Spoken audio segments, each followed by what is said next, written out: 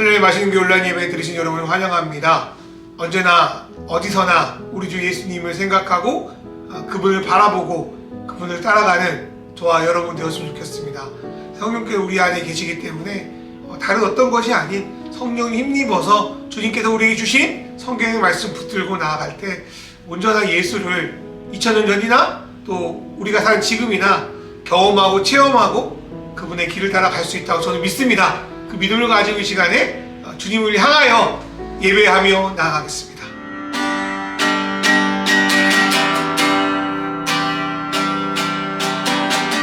내게로부터 눈을 들어 주를 보기 시작할 때 주의 일을 보게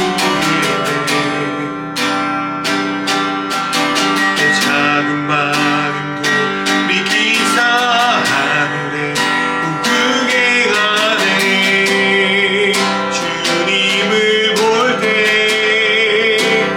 모든 시선을 주님께 드리고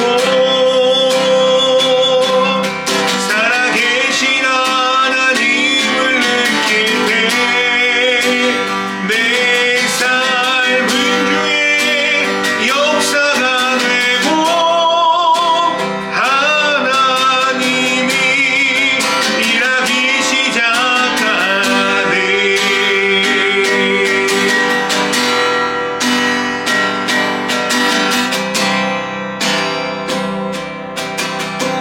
성령이 나를 변화시켜 성령이 나를 변화시켜 모든 사라질 때 주의 일을 보게 돼. 광대한 땅 한가운데서 주님만 계속 알게 되리. 주님을 볼 때 모든 시선을 주님께 드리고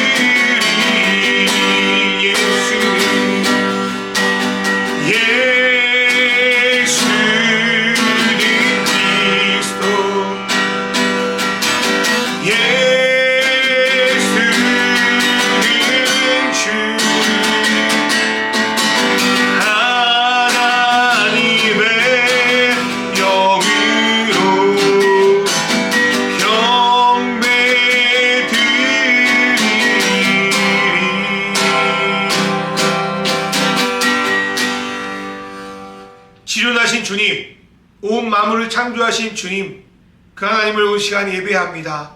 우리 예배를 받아주십시오. 밤이나 낮이나 어느 순간에도 주님이 누구신지 바로 알고 그분의 길을 따라 가기를 원합니다. 주님, 이 예배를 통하여 또 일주일을 살아갈 힘을 허락하여 주시고, 하나님, 그리스도가 여기 있다 저기 있다 우리가 방향을 잡지 못하고 헤매이는 것이 아니라 성경에 쓰여진 예수님, 우리에게 말씀하신 예수님을 붙들고 이 험난한 세상 가운데, 이 욕망 세상 가운데 주님을 붙들고 나아갈 수 있는 은혜와 힘을 덧입혀 주셔서 하나님, 악에서 구하여 주시고 유혹과 시험에 빠지지 않고 그 나라와 뜻을 위하여 살아갈 수 있는 값진 인생 될 수 있도록 이 영상을 통해 예배드리는 모든 심령들 위해 주님 함께하여 주시옵소서. 예수님의 이름으로 기도드립니다. 아멘. 오늘의 말씀은 요한복음 8장 21절부터 29절 말씀입니다. 예수께서 다시 그들에게 말씀하셨다. 나는 가고 너희는 나를 찾다가 너희 죄 가운데서 죽을 것이다. 그리고 내가 가는 곳에 너희는 올 수 없다. 유대 사람들이 말하였다. 내가 가는 곳에 너희는 올 수 없다 하니 그가 자살하겠다는 말인가? 예수께서 그들에게 말씀하셨다. 너희는 아래에서 왔고 나는 위에서 왔다. 너희는 이 세상에 속하여 있지만 나는 이 세상에 속하여 있지 않다. 그래서 나는 너희가 너희의 죄 가운데서 죽을 것이라고 말하였다. 내가 곧 나임을 너희가 믿지 않으면 너희는 너희의 죄 가운데서 죽을 것이다. 그들이 예수께 물었다. 당신 누구요? 예수께서 그들에게 대답하셨다. 내가 처음부터 너희에게 말하지 않았느냐? 그리고 내가 너희에 대하여 말하고 또 심판할 것이 많이 있다. 그러나 나를 보내신 분은 참되시며 나는 그분에게서 들은 대로 세상에 말하는 것이다. 그들은 예수께서 아버지를 가리켜 말씀하시는 줄을 깨닫지 못하였다. 그러므로 예수께서 그들에게 말씀하셨다. 너희는 인자가 높이 들려 올려질 때에야 내가 곧 나라는 것과 또 내가 아무것도 내 마음대로 하지 아니하고 아버지께서 나에게 가르쳐 주신 대로 말한다는 것을 알게 될 것이다. 나를 보내신 분이 나와 함께 하신다. 그분은 나를 혼자 버려두지 않으셨다. 그것은 내가 언제나 아버지께서 기뻐하신 일을 하기 때문이다. 아멘. 하늘에 마시는 게 온라인 예배 드리신 여러분을 주님의 이름으로 환영합니다. 제가 목이 좀 안 좋아서 조금 듣기 어려울 수 있겠지만 주님의 은혜 가운데 오늘 예배 잘 들으셨으면 좋겠습니다. 요한복음은 초반부터 지금까지 계속 반복되는 내용이 많아요. 그 중에 하나는 예수님이 어디서부터 와서 어디로 가는지를 아는 이들과 모르는 이들이 구분된다는 내용입니다. 예수님은 요한복음 3장의 니고데모와 대화 속에서도, 요한복음 7장의 유대인들과 논쟁 속에서도, 또 오늘 본문의 말씀보다 조금 앞서 있는 요한복음 8장 14절에서도 어디로부터 와서 어디로부터 가는지에 대한 말씀을 계속적으로 말씀하십니다. 그리고 오늘 본문에서도 또다시 말씀합니다. 예수께서 다시 그들에게 말씀하셨다. 나는 가고 너희는 나를 찾다가 너희의 죄 가운데서 죽을 것이다. 그리고 내가 가는 곳에 너희는 올 수 없다. 예수님을 따르던 제자뿐만 아니라 주변의 유대인들은 이 말씀, 너희는 내가 가는 곳에 올 수 없다, 이 말씀에 대한 것을 아주 귀에 못이 박히도록 들었을 것 같아요. 그러나 이들은 여전히 예수님이 하시는 말씀의 의미를 제대로 이해하지 못합니다. 이 앞전에는 예수님이 유대 밖 그리스 지역의 유대 공동체 디아스포라에 가려고 하나 그렇게 오해하더니, 이번에는 예수님이 자살하려고 하나 이렇게 추측하기도 합니다. 이에 대해서 예수님이 뭐라고 오늘 말씀하시는가? 첫 번째로 예수님과 예수를 따르는 이들과 예수님의 말씀을 들어도 이해하지 못하거나 예수님을 거부하는 이들이 본질적으로 다르다는 것을 말씀하십니다. 그런데 솔직히 혈통적으로나 신앙적으로나 유대의 민족처럼 비슷한 점이 많은 사람들은 없을 거예요. 그런데 왜 하나님은, 또 예수님은 본질적인 차이가 난다고 이렇게 말씀하십니까? 그것은 하나님께 속한 사람들, 하나님의 자녀들은 겉으로 보이는 혈통이나 신분, 출신, 스펙 이런 것들이 아무것도 중요하지 않기 때문입니다. 이것은 하나님께로부터 나온 것이 아니기 때문에 하나님 역시 이러한 것들에 대해서 절대로 소중히 중요시 여기지 않는다는 사실입니다. 요한복음 1장에서는 이들은 혈통이나 육정에서나 사람의 뜻에서 나지 아니하고 하나님에게서 났다라고 말씀하시죠. 또 요한복음 3장에서는 이걸 가리켜서 거듭남이라고 말씀합니다. 거듭나지 않으면, 다른 말로 하나님께로부터 다시 태어나지 않으면 하나님 나라에 들어갈 수 없다고 말씀하시는 거죠. 그렇다면 우리는 왜 지금의 삶에서 다시 한번 하나님을 통해서 다시 태어나야 되는 겁니까? 그것은 우리의 이전의 삶이 죄로 인해 망가져 있기 때문입니다. 그것은 우리가 하나님을 모를 뿐 아니라 그분을 절대로 따를 수 없는 이유이기도 합니다. 죄라는 건 뭘까요? 죄라는 건 생명의 근원이시자 우리의 주인이신 하나님을 스스로 우리 삶 속에서 분리시킴으로 말미암아 하나님과의 관계가, 하나님과의 소통이 완전히 깨어진 상태를 말합니다. 그리고 하나님을 배신한 그 죄값의 그 간격을 도저히 인간의 힘으로 메울 수 없는 것이 현실이기도 합니다. 그래서 사람들은 본능적으로 죄의 구멍을 메꾸려고 여러 가지 시도를 합니다. 물질을 많이 소유하려고 한다든지, 사람을 사귄다든지, 권력을 가지려고 하죠. 또 일이나 공부를 통해서 눈에 보이는 성과나 업적을 쌓으려고도 합니다. 또 어떤 이들은 세상이 줄 수 있는 즐거움을 쫓아 살아가기도 합니다. 그러나 이 모든 것을 시도한다고 하더라도 뻥 뚫려버린 마음의 공백을 채울 수는 없습니다. 오히려 인간은 구멍을 메꾸려고 하다가 서로를 비난하고 모함하고 죽이기까지 하고 결국 자신을 파멸로 이끌 때가 많습니다. 뭔가 자기가 조금 이 세상에 이루었다고 착각하는 사람들도요, 결국 죽음 앞에서 모든 것이 허무하고 아무것도 아님을 깨닫게 됩니다. 결국 세상의 것, 다른 말로 혈과 육에 속한 것들은 죄의 간격을 메울 수 없을 뿐만 아니라 하나님 나라를 위협으로 받을 수 없습니다. 그런데 예수님은 이 죄에 대한 해결책을 명백하게 주시는 분입니다. 죄를 해결하는 방법은 간단히 말해서 예수를 믿는 거예요. 예수를 믿지 않으면 아무리 날고 긴다고 한들 이 세상, 즉 땅에 속한 사람일 수밖에 없습니다. 그렇다면 예수를 믿는다는 것이 무엇인가? 그것은 우리가 사람을 만나고 교제하고 믿고 나아가는 과정과 상당히 비슷합니다. 내가 원하는 것을 위해서 무작정 빌고 달려드는 것은 기독교에서 말하는 믿음이 아니라 무속신앙에 가깝습니다. 믿음에 대해서 저는 세 가지로 오늘 말씀드리고 싶은데요. 첫 번째로 믿음은 믿는 대상이 누구인지를 알고 배워가는 겁니다. 누군가 우리가 교제한다고 해서 바로 만나서 결혼하는 거 아니잖아요. 몇 번을 만나고 이야기해보면서 그 사람에 대해서 알아보는 시간이 필요합니다. 하물며 이 우주를 지신 하나님을 알아보지 않는다는 것, 절대로 말이 안 됩니다. 그런데요, 인간이 온 세상을 창조하신 하나님을 스스로 알아간다는 것은 불가능한 일입니다. 그래서요, 하나님의 아들이자 하나님 자신이신 예수님이 이 땅에 직접 오셔서 인간의 언어와 문화 속에서도 하나님이 누구인지를 우리에게 알려주셨습니다. 그래서 예수님은 나를 보는 것이 바로 아버지 하나님을 보는 거라고 빌립에게도 말씀하십니다. 우리는 예수님을 통해서 하나님을 제대로 알 수 있습니다. 그분이 우리를 창조하신 이유와 목적이 무엇인지, 그분의 성품이 무엇인지, 그분이 우리를 향한 사랑과 계획이 무엇인지를 알 수 있습니다. 그분을 알아가다 보면 또 그분을 받아들일 준비도 하게 됩니다. 두 번째로 믿음은 믿는 대상과 그 대상이 주장하는 것을 진심으로 받아들이는 것, 우리들의 전문용어로 영접하는 것을 말합니다. 결혼을 예로 계속 들어볼게요. 우리가 결혼한다고 결심하는 이유는 상대와 교제를 하면서 이 사람을 믿어도 되겠구나, 이 사람과 살아가도 되겠구나라는 판단이 쓰기 때문입니다. 물론 상대에 대해서 완벽하게 아는 건 아니에요. 그런데 교제를 하면서 저 사람 괜찮다라는 생각이 드니까, 그런 믿음이 생기니까 결혼을 결심하게 되는 거죠. 그리고 결혼식에 자주 쓰는 대사가 있더라고요. 신랑 아무개는 신랑 누구누구를 아내로 맞이하여, 또 다른 말로 신부 누구누구는 신랑 아무개를 남편으로 맞이하여, 이런 말 자주 쓰잖아요.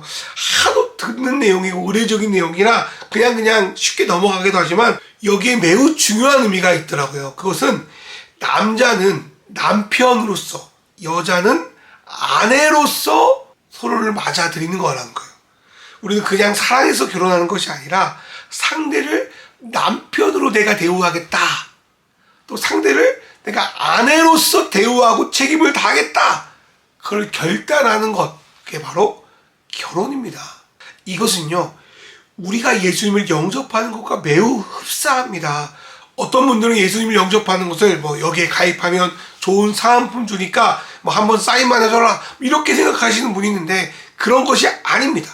예수님을 영접하는 것을 그분을 내 인생의 주인으로 모시고 살겠다는 계약, 결혼을 한 것과 마찬가지입니다. 그리고 세 번째 믿음은요, 믿는 대상과 함께 교제하며 순종하며 나아가는 것을 의미합니다. 믿음은요, 한순간의 이벤트로 끝나지 않아요. 결혼은 결혼식으로 끝나지 않습니다. 결혼식 한 번으로 또 세례식 한 번으로 끝나는 것이 아니라는 거예요. 믿음은요, 끝까지 우리의 믿음이 대상이신 하나님 앞에 순종하며 나아가는 삶인 줄 믿습니다. 그런데 예수님을 진심으로 영접했다고 하더라도 매 순간 순종하며 제대로 살아가지는 못하는 것 같아요. 실수도 하기도 하고 잘못도 하기도 하고 넘어지기도 하고 유혹에 빠지기도 하고 그러지 않습니까? 솔직히 결혼 모든 거 다 알고 하는 거 아니잖아요. 그리고 그 안에서 실수도 하고 서로에게 상처도 주고 그러지 않습니까? 예수님을 영접하는 것도 그런 과정이 있는 것 같아요. 예수님이 영접하는 것, 우리가 완벽하게 그리스도인으로 살 수 있는 그런 자신감이 있어서 하는 것도 아니에요. 그럼에도 둘 다 위험 부담이 있는 건 사실입니다. 그럼에도 불구하고 우리가 예수님을 영접할 수 있는 이유는 무엇일까요? 그거는 우리와 함께 하셔서 우리를 인도하시는 하나님, 바로 성령님 때문입니다. 아들이신 예수님은 모든 순간에 하나님과 하나님을 유지했어요. 그분과 교제했어요. 그래서요, 새벽에 또 일 끝나고 저녁에 하나님과 교제를 기도로 하셨고요. 또 이러한 교제를 통하여 예수님은 모든 순간순간마다 아버지와 하나님을 경험하고 아버지 하나님으로부터 힘을 공급받을 수 있었습니다. 예수님이 하나님과 그렇게 소통하신 것처럼 하나님은 우리와 소통하기 위해서 보혜사 성령님을 우리에게 보내주셨습니다. 내가 부족하고 내가 약하고 내가 쓰러져도 우리 안에 계시고 우리를 위해서 탄식하며 기도하시고 우리를 이끄시는 성령님을 믿기에 손 놓고 나는 아무 책임 없다고 아무것도 안 하는 것이 아니라 그분께 반응하며 그분을 믿으며 그분께 합당한 삶을 살아내기 위해서 애쓰고 나아가는 것, 그것이 주님을 따라가는 것이고 세 번째 믿음의 삶이기도 합니다. 앞에서 설명해드린 세 가지 믿음의 관점에서 보면 요한복음 8장 25절의 질문도 일명타당해 보입니다. 그런데요, 이들은 예수님을 처음 만난 사람이 아니잖아요. 그래서 당신은 누구요? 라고 질문했을 때 나는 당신을 잘 모르겠는데 그런 의미가 아니에요. 공생애를 시작하면서부터 이들은 예수님을 따라다니면서 예수님의 약점을 막 캐고 다니고요. 예수님에 대한 의문을 막 공격적으로 질문하기 시작했고요. 예수님은 그에 대한 대답을 처음부터 수도 없이 해줬습니다. 그럼에도 이들이 예수님을 받아들이지 못하는 것은 예수님을 제대로 영접할, 받아들일 생각이 없는 것입니다. 예수님을 의지적으로 거부하고 있는 것이죠. 그래서 이들이 아무리 예수님 말을 듣고 그분이 하신 일을 보아도 자신들이 믿는 하나님과 예수님이 보내신 하나님이 동일한 분이라는 것을 절대로 받아들이지 못해서 이를 갈고 분노하고 결국은 십자가에 예수님을 못 박아버림으로 예수님을 세상에 지워버리려고 합니다. 어쩌면 이러한 사실은요, 복음서 안에서 최대의 비극입니다. 그렇게 메시아를 기다린다고 했던 하나님의 백성이라고 자부했던 유대인들, 이스라엘인들이 막상 메시아가 오자 메시아가 아니라고 그를 죽이는 비극 말이죠.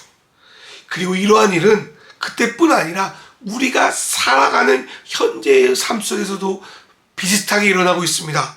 예수를 믿는다고 하지만 실제로 예수님의 길에서 떠나 세상과 다름없는 삶을 살아가고 예수를 잘 믿는다고 하지만 세상 신에 물들어서 오히려 예수를 믿으려고 하는 자들을 핍박하고 조롱하고 자기는 세상의 부귀영화를 누리는 자들이 이 땅에 얼마나 많은지 모르겠습니다. 이러한 이들의 행동은 우리 사회에서 예수님에 대한 관심을 사라지게 만들고 결국 다른 이들이 예수를 못 믿게 만드는 결과, 다른 말로 예수를 그들 안에서 죽이는, 없애버리는 결과로 나타나고 있습니다.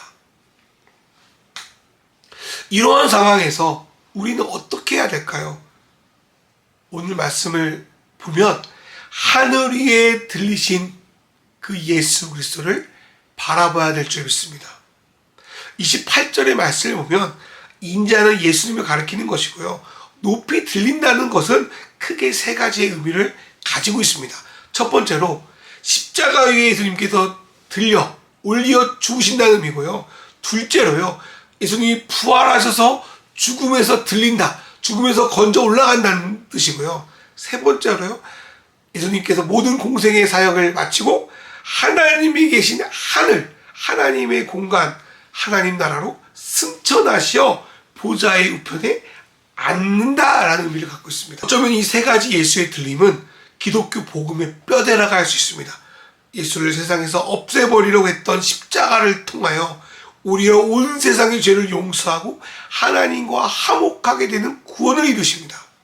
3일 만에 부활하심을 통하여 세상을 지배하는 가장 큰 힘, 그 죽음의 힘이 더 이상 예수님과 그를 따르는 자들을 어찌할 수 없음을 보여주셨고요. 또 어떤 순간에도 우리도 다시 살아 승리할 수 있는 부활의 소망을 가질 수 있게 하셨습니다. 그리고 예수님의 승천은 우리의 고향이 이곳 땅이 아니라 우리의 처소를 예비하고 있는 하나님 나라라는 것을 기억하게 합니다. 그래서 우리가 비록 이 땅에 살지만 땅에 속하지 않고 땅을 쫓아 살아가는 삶이 아니라 하늘에 속하여 하나님의 통치를 따라 살아가는 하나님 백성으로 살아가게 우리를 인도하게 됩니다. 이 세 가지 들림에 대한 예수님의 내용은 예수님이 공생애 동안 행하신 모든 기적보다도 예수님이 메시아 되심을 더욱더 증거하는 사건이고, 이를 통하여 많은 이들이 예수님께 돌아옵니다. 예를 들어볼까요?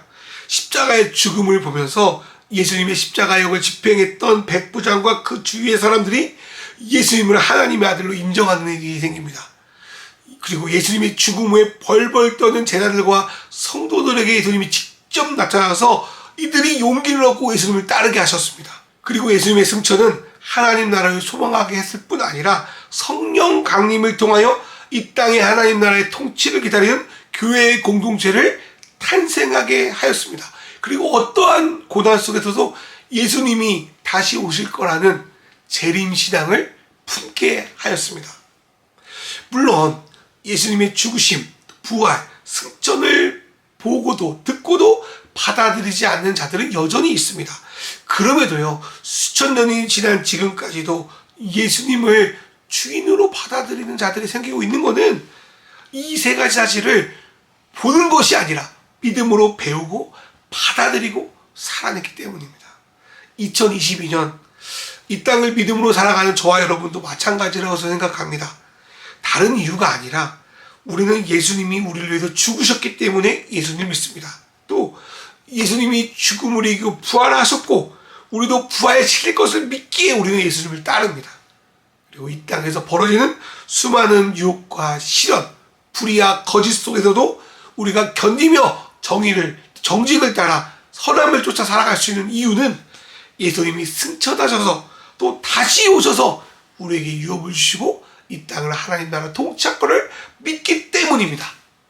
이렇게 예수님이 이 땅에서 이루어진 세 가지 들림의 사건을 어떤 머리가 아니라 공식이 아니라 인격적으로 믿고 나아가 이 땅 가운데 하나님 나라를 누리고 하나님 나라로 살아내시는 저와 여러분 되시기를 주님의 이름으로 축원합니다. 이 시간 기도하겠습니다.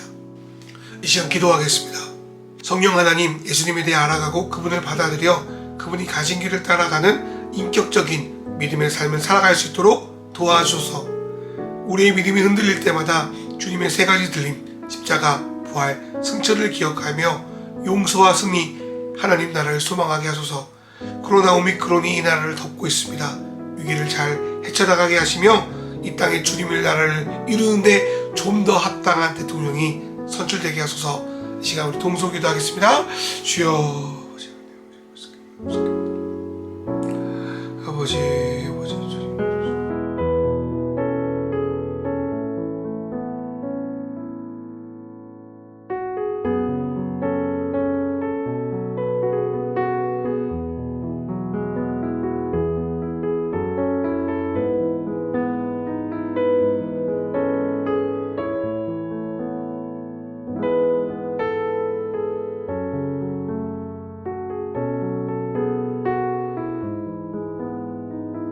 하나님 아버지, 우리가 예수를 믿음으로 주님이 어디로부터 오신지를 알고 어디로 가는지 알게 하심을 감사합니다. 그리고 우리의 삶을 통하여 우리도 주님의 가신 길을 따르기 원합니다. 하나님, 일생에 걸쳐서 예수님을 더 배우기를 원합니다. 그리고 예수님을 영접하는 그 마음이 어떤 것인지를 늘 기억하게 하시고 시련과 유혹 속에서도 넘어지며 쓰러지며 실수할지라도 주님이 가신 그 길을 포기하지 않고 따르는 믿음의 사람이 될 수 있도록 하나님 인도하여 주시옵소서. 하나님 아버지, 예수를 믿는다 하면서 예수가 아닌 또 하늘이 아닌 세상의 신들, 땅에 속한 것들을 쫓아 살아가는 인생 되지 않기 원합니다. 오직 하나님을 바라보며 하나님의 통치를 바라보며 나아갈 수 있도록 인도하여 주십시오. 하나님, 믿는 자에게는 예수님처럼 십자가의 길이 기다리고 있습니다. 그러나 부활을 소망하게 하여 주십시오. 그리고 십자가의 길을 통하여 구원을 이루시는 것처럼 하나님, 우리의 삶을 사용하셔서 예수 그리스도의 구원의 복음을 전하는 도구로 사용되게 인도하여 주십시오. 하나님, 귀한 예물을 드립니다. 이 예물 받아주길 간절히 바라고 이 모든 말씀으로 주 예수 그리스도의 이름으로 기도드리옵나이다. 아멘. 이제는 우리 주 예수 그리스도의 은혜와 하나님 아버지의 사랑과 성령님의 인도하심이 이제 예수님의 십자가 부활 승천을 기억하며 세상에 있는 것이 아니라 땅의 것을 바라보는 것이 아니라 믿음의 주여 온전케 하신 예수를 바라보며 하늘에 속한 사람으로 살아갈 줄 믿는 맛있는 교회 성도들과 이 영상을 통해 예배하는 모든 이들에게 이제부터 영원히 함께 하시기를 간절히 축원하옵나이다. 아멘.